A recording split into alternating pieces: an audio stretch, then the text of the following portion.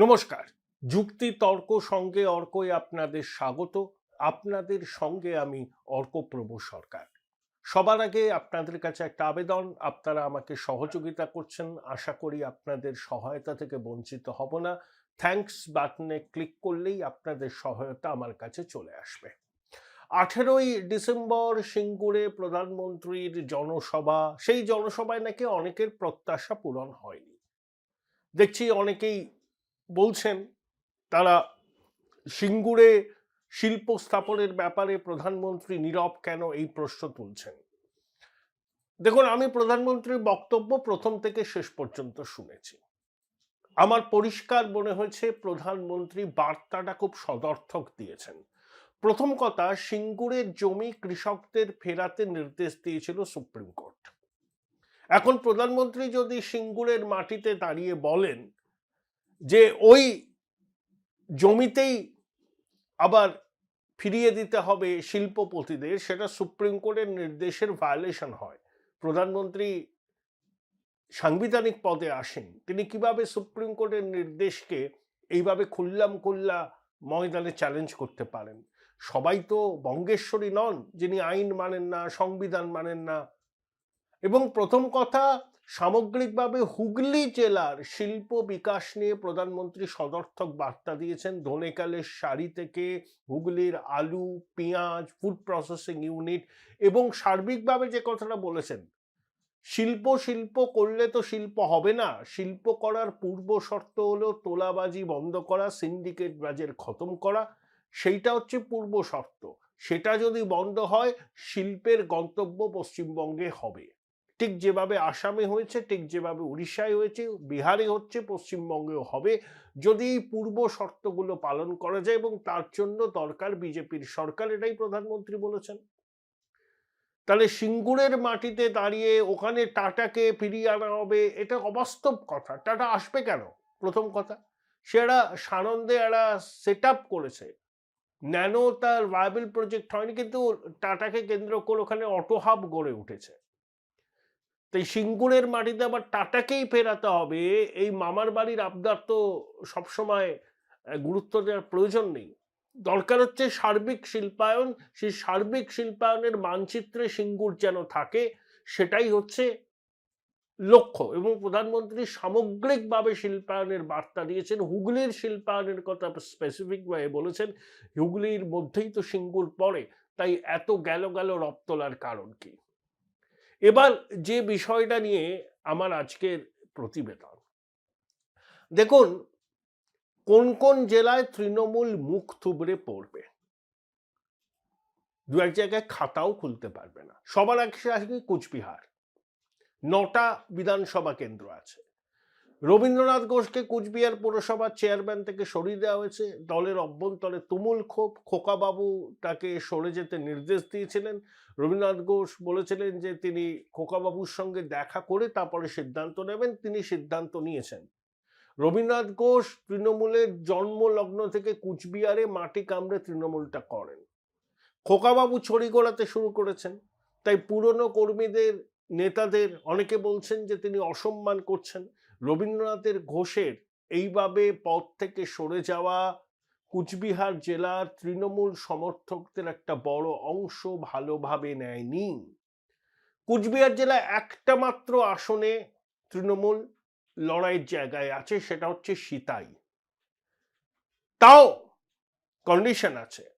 যেমন জগদীশচন্দ্র বাসুনিয়া যখন ওয়াকফ সংশোধনী আইন পরিণত করার জন্য বিল সংসদে পাশ হলো, তখন তিনি যাননি সেখানে। তা নিয়ে মুসলিম মননে ক্ষোভ তৈরি হয়েছে। তারপর ভুল বুঝতে পেরে জগদীশ বাসুনিয়া সিতাইতে ওয়াকফ বিরোধী একটা মিছিলে অংশ নিতে গিয়েছিলেন, কিন্তু তাকে সেখানে অংশ নিতে দেওয়া হয়নি। সিতাই থেকে কংগ্রেসের প্রার্থী হচ্ছেন এক প্রবীণ নেতা, যার সেখানে যথেষ্ট হোল্ড আছে। তাই সিতাই এখনো অব্দি 50-50। তাছাড়া কুচবিহার জেলার বাকি 8টা আসনে তৃণমূল দাঁত ফোটাতে পারবে না। দিনহাটায় উদয়ন গুহর পরাজয় কার্যত নিশ্চিত। তৃণমূলের একটা বড় অংশ উদয়নবাবুর পরাজয় নিশ্চিত করতে কোমর বেঁধে নেমেছেন। এবং কুচবিহারে বিজেপির জেতা প্রার্থীরাও সবাই যে মনোনয়ন পাবেন সেটাও কিন্তু গ্যারান্টি নেই। আসুন আলিপুরদুয়ার জলপাইগুড়ি। জলপাইগুড়ি জেলায় একটা আসন তৃণমূল পেতে পারে, আলিপুরদুয়ারে পাবে না, জলপাইগুড়িতে একটা মাত্র। দার্জিলিং সমতল এবং পাহাড় মিলিয়ে খাতা খোলার সম্ভাবনা তৃণমূলের নেই, খাতা খোলার সম্ভাবনা তৃণমূলের নেই। পেলেও ধরুন রাজগঞ্জটা পেলেও পেতে পারে, কিন্তু সম্ভাবনা নেই। উত্তর দিনাজপুরে তৃণমূল পাবে। গোয়ালপুকুরে সম্ভবত ভিক্টর জিতবেন, করণদিঘি বিজেপির দখলে যাবে, ইটাহার, চোপড়া আর ইসলামপুর এই তিনটে তৃণমূলের জয়ের সম্ভাবনা আছে, তবে ইটাহার 50-50, রায়গঞ্জে 50-50, কালিয়াগঞ্জ বিজেপি জিতবে। দক্ষিণ দিনাজপুরে তপন আর কুশমন্ডিতে তৃণমূলের জয়ের সম্ভাবনা আছে, বাকিগুলো বিজেপি জিতবে। মালদা জেলার 12টা আসন মিলিয়ে নেবেন আমার কথা। যদি সম্ভব হয় একমাত্র হরিশ্চন্দ্রপুরে তৃণমূল জিততে পারে, টাই টুয়ে বাকি 11টা আসনে দাঁত পোটাতে পারবে না, খাতা খুলতে পারবে না তৃণমূল। আগেরবার 2021-এ 8টা আসন পেয়েছিল তৃণমূল, বিজেপি 4টে, এবার কংগ্রেস 6টা, বিজেপি 6টা, এরকম হবে। তৃণমূল খাতা খুলতে পারবে না। যদি খুব ভালো ভাগ্যদেবী সুপ্রসন্ন থাকেন তাদের উপর, হরিশ্চন্দ্রপুর আসনটা তারা জিততে পারে। তাহলে আগের বার জিতেছিল 8টা আসন, এবার হয়তো সর্বোচ্চ একটা আসন জিততে পারে। তো হরিশ্চন্দ্রপুর এখনো পর্যন্ত আমরা যে গ্রাউন্ড রিপোর্ট পেয়েছি তাতে তৃণমূলের অবস্থান খুব শক্তপোক্ত নয়। মুর্শিদাবাদে 22টা বিধানসভা কেন্দ্র, আগের বার 20টা তৃণমূল জিতেছিল, বিজেপি 2টো। এবার মুর্শিদাবাদে তৃণমূল সিঙ্গেল ডিজিটে নেমে আসবে, ওই 6 থেকে 7টা। শুধুমাত্র হুমায়ুন ফ্যাক্টর নয়, হুমায়ুন অনেক জায়গায় তৃণমূলের যাত্রাভঙ্গ করবেন, 1-2টো আসনে জিততে পারেন, তিনি হয়তো জিতবেন, কিন্তু সেখানে কংগ্রেস, বাম, আইএসএফ সবার একটা অলিখিত সমঝোতা হবে। তাই সংখ্যালঘু ভোট, মুসলমান ভোট, যেটা 100-র মধ্যে 91টা তৃণমূল পেয়েছিল, সেটা কিন্তু এবার পাবে না। তাই মুর্শিদাবাদে সর্বোচ্চ 6 থেকে 7টি আসন পেতে পারে, পেয়েছিল 20টা, এবার 6 থেকে 7টা। আপাতত কুচবিহার থেকে মুর্শিদাবাদ পর্যন্ত জেলাগুলোর পূর্বাভাস দিলাম, যে জেলাগুলোতে তৃণমূলের মুখ থুবড়ে পড়ার সম্ভাবনা প্রবল। এখনো পর্যন্ত এই কটা জেলার গ্রাউন্ড রিপোর্ট আমার কাছে এসছে, ওখানকার বিভিন্ন অংশের মানুষের সাথে কথা বলেছি, তৃণমূলের লোকদের সাথে কথা বলেছি, কংগ্রেস বিজেপির লোকদের সাথে কথা বলেছি, স্থানীয় স্তরে সাংবাদিকতা করেন তাদের সঙ্গে কথা বলেছি, এবং সমাজের যারা বিশিষ্ট মানুষ তাদের সঙ্গে কথা বলে এই অনুমানটা আমার হচ্ছে, মানে কুচবিহার থেকে মুর্শিদাবাদ 76টা আসনের মধ্যে তৃণমূলের ভরাডুবি কার্যত অবশ্যম্ভাবী, কেউ নাকি এবার ঠেকাতে পারবে না। যদি মুর্শিদাবাদ পর্যন্ত তৃণমূলের এই রকম ভরাডুবি হয় বা মুখ থুবড়ে পড়ার সম্ভাবনা থাকে, তাহলে সরকার গঠনের প্রশ্ন কিন্তু অনিশ্চিত হয়ে যাবে। এই যে বেলডাঙ্গার ঘটনাটা ঘটলো, মতিউর রহমান বলে একজনকে গ্রেপ্তার করেছে, সে নাকি মাস্টার মাইন্ড, মিমের সক্রিয় সদস্য। কিন্তু হুমায়ুন কবির ক্ষোভের জ্বালামুখ খুলে দিয়েছেন বেলডাঙ্গার ঘটনা নিয়ে। কি বলেছেন তিনি, আমায় শুনে নিন। রেল লাইনে গিয়ে আবার অবরোধ হলো, কিছু হিন্দু দোকান ভাঙচুর হলো, সেটা কোনো মতেই এই ইনসিডেন্ট ঘটতো না। আমি দাঁড়িয়ে থেকেছি 1 ঘন্টা ওই মানে পাবলিকের মধ্যে, পাবলিককে এত ভাবে বোঝাচ্ছি, তৃণমূল ভেতর থেকে পুরো উস্কাচ্ছে। হ্যাঁ, আর পুলিশ একদম নির্বিকার দাঁড়িয়ে থাকছে, আইসি, অ্যাডিশনাল এসপি, এসডিপি ওর মতো অফিসার সেখানে দাঁড়িয়ে দাঁড়িয়ে মজা দিচ্ছে। আমি বললাম এর পরিণতি কিন্তু খুব খারাপ জায়গায় যাবে। তারপরে যখন তারা আবার আইন ভাঙলো, যারা যখন দোকান ভাঙচুর করতে গেল, তখন 30 জনকে অ্যারেস্ট করলো। এটা তো দরকার ছিল আগে, যখন তারা এরকম উচ্ছৃঙ্খলতা করছে, আমাদের কথাও শুনছে না, তখন আমি পুলিশকে বললাম দরকার হলে মৃদু লাঠিচার্জ করুন, এখানে আমি দাঁড়িয়ে থাকছি, আপনাদের কেউ ওখানে কিছু করতে পারবে না। কোনো মতেই পুলিশ বলছে আমাদের উপর থেকে নিষেধ আছে। তাহলে উপর থেকে নিষেধ আছে, তাহলে এইভাবে বিশৃঙ্খলা চলবে? তাহলে আপনারা কি করতে চাইছেন?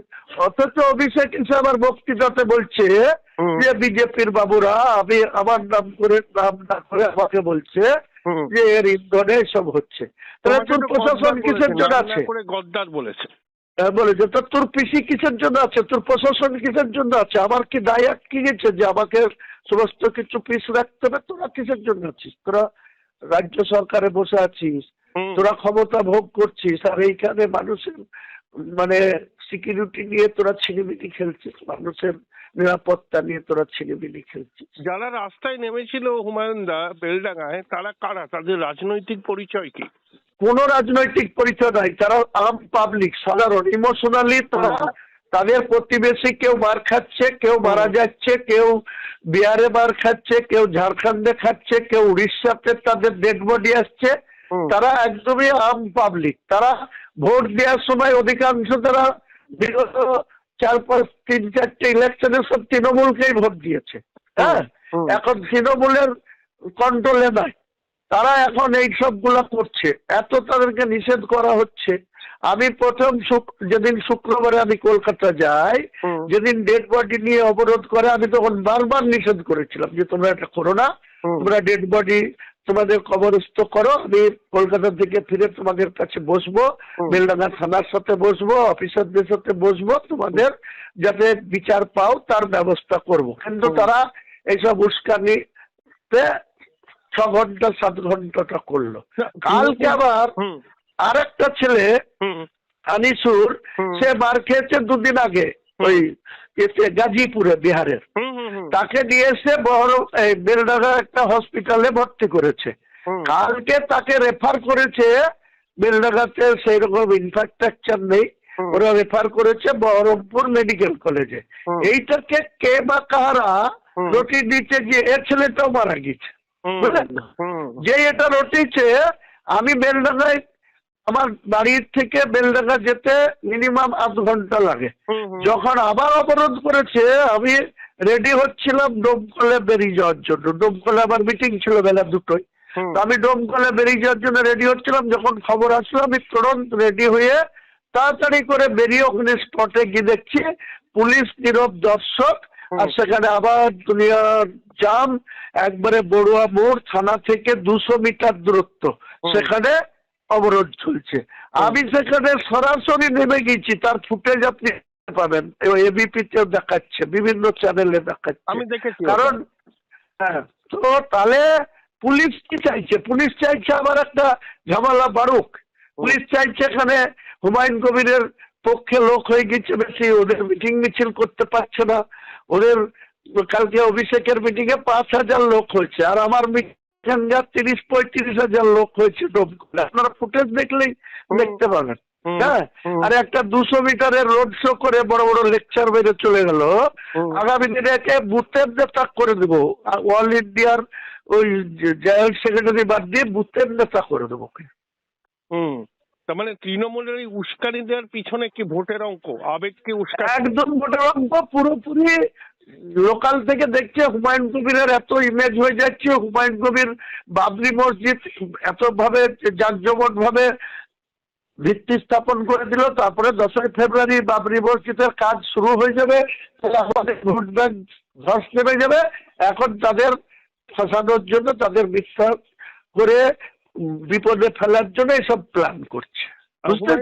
হ্যাঁ, বুঝলাম। কিন্তু মিমের সঙ্গে একটা বৈঠক হওয়ার কথা আছে না তোমার? হায়দ্রাবাদ যাবে বলছিলে, কবে সেটা? দাদা, আমাকে এইসবের জন্য প্রোগ্রামটা পিছাতে হয়েছে। ওনারাই সম্ভবত আসবে, তারা ডেট দেবে, বা আমাকেও যদি যেতে হয় বা আমার কোনো প্রতিনিধি যাবে, সেটা কালকের মধ্যেই পাকা ইনফরমেশন পেয়ে যাবেন। আমি এখন ওটা সার্কুলেট করতে চাইছি না। আমার সঙ্গে এদের মিমের সাথে আলোচনা জারি আছে, আইএসএফ এর সাথেও আছে, এবং সিপিএম এর সাথেও আছে। সিপিএম রাও ওদের সেলিম সাহেব কেরল যাচ্ছে, কেরল থেকে 22 তারিখে ফিরবে। তারপরে আমি সবারই সাথে ঠিকঠাক করে, এখন এটাকে কোন রকম ওপেন করেন না, কেন্দ্রীয় বাহিনীর নিরাপত্তা যেটা খুবই দরকার বলে আমার ব্যক্তিগতভাবে মনে হয় তোমার, সেটা কোন স্টেজে দাঁড়িয়ে আছে? সেটা দাদা শুক্রবারে হিয়ারিংটা হয়েছে। হুম শুক্রবারে হিয়ারিং হয়ে ওনারা জাস্টিস সুপ্রিম কোর্ট ওনাদের সবারই যাওয়ার কথা ছিল ওই সার্কিট বেঞ্চ যেটা নর্থ বেঙ্গলে সুপ্রিম কোর্টের প্রধান বিচারপতি এবং আমাদের রাজ্যের 14 জন বিচারপতি, তার মধ্যে ইনি ছিলেন।